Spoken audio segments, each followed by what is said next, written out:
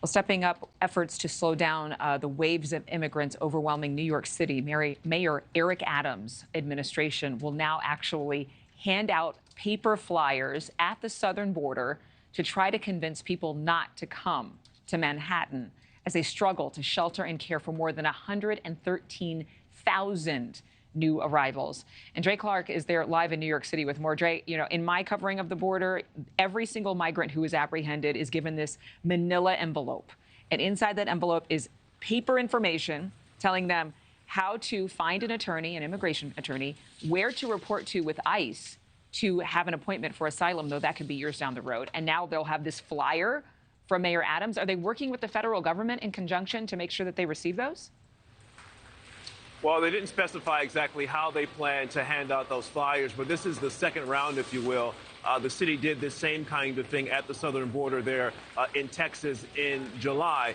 And what the mayor and his top deputies are saying on those flyers, telling migrants, please do not come to New York City because the city is too expensive and you are not guaranteed a hotel room or a place in one of the 200-plus shelters that have been set up to accommodate the migrants and asylum seekers.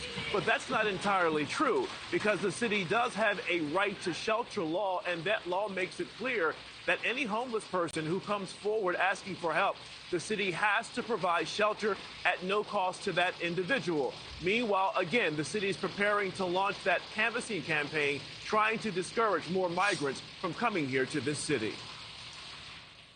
We want people to know what New York City is able to provide and what New York City isn't able to provide any longer. This is a look at the flyers that will be handed out at shelters and nonprofits across the nation and at the southern border in Texas. One of the messages on the flyers warning migrants New York City is one of the most expensive cities in the world, and you are better off going to a more affordable city. The flyer also saying migrants will not be placed in a hotel if they come to New York City.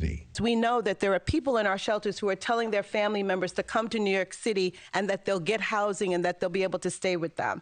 That has never been the case, but we want to make sure that we're being clear with people that New York City is out of space. 115,000 asylum seekers and migrants have gone through the city's intake process since spring 2022.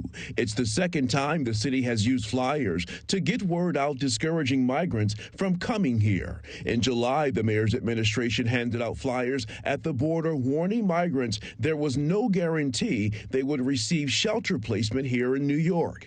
It was hardly a deterrent. 10,000 migrants are still arriving in the city every month. 113,000 people are currently living in the city shelter system, and that includes more than 60,000 migrants. We definitely do want to discourage people from coming here so that we can pretty much deal with the 113,000 people that are in our system right now. Over the summer, adult migrants without children were told they would need to find alternative housing or reapply for placement in another city shelter. The shelter evictions were slated to begin last Friday. The city will only say a few hundred people were removed. Due to the help that we'd given them over the past 60 days, we're able to take their next step forward, exit our system, and not need to re-enter for another placement. The city has spent more than $2 billion so far caring for the migrants. The mayor, Eric Adams, continues to ask both the state and federal government for emergency funding.